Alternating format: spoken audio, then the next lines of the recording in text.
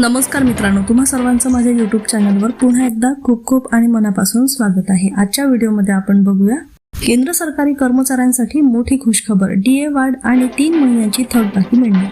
व्हिडिओला सुरुवात करण्याअगोदर तुम्हाला एक विनंती, चॅनलवर पहिल्यांदाच भेट देत असाल तर चॅनलला सबस्क्राइब करा आणि व्हिडिओला एक लाईक करायला विसरू नका। चला तर मग सुरू करूया आजच्या व्हिडिओला। केंद्र सरकारी कर्मचारी आणि निवृत्ती वेतनधारकांसाठी एप्रिल 2026 महिना अत्यंत दिलासादायक ठरण्याची शक्यता आहे।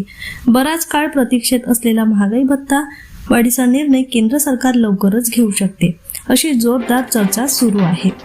या निर्णयामुळे लाखो कर्मचाऱ्यांना पगारात थेट वाढ होणार असून त्यांना 3 महिन्याची थकबाकी देखील मिळू शकते।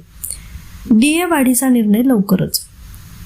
सध्या केंद्र सरकारी कर्मचाऱ्यांना 58% दराने महागाई भत्ता डीए दिला जात आहे।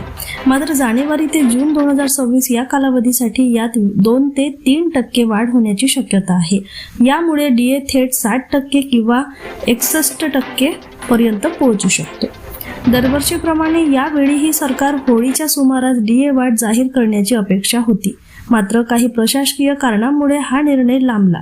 त्यामुळे मार्च महिन्याच्या पगारात वाढीचा लाभ मिळाला नाही। आता एप्रिलमध्ये हा निर्णय जाहीर होण्याची शक्यता व्यक्त केली जात आहे। 50 लाख कर्मचारी आणि 65 लाख पेन्शनधारकांना फायदा। या संभाव्य डीए वाढीचा थेट फायदा देशातील सुमारे 50 लाख केंद्रीय कर्मचारी आणि 65 लाख निवृत्ती वेतनधारक यांना होणार आहे। महागाईच्या वाढत्या दबावात ही वाढ मोठा आर्थिक दिलासा देणारी ठरणार आहे।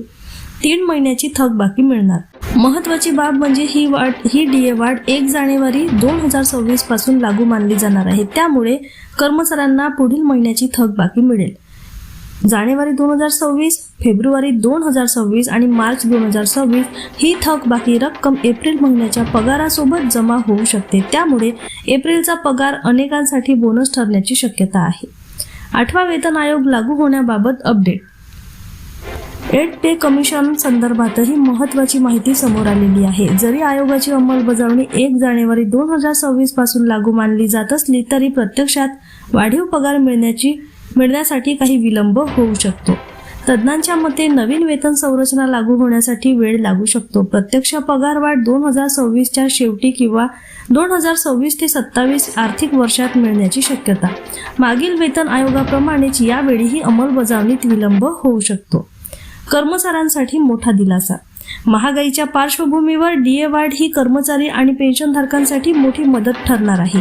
वाढीव पगारासोबत थकबाकी मिळाल्यास आर्थिक स्थितीत लक्षणीय सुधारणा होईल। एकंदरीत केंद्र सरकारकडून डीए वाढीचा निर्णय कधीही जाहीर होऊ शकतो।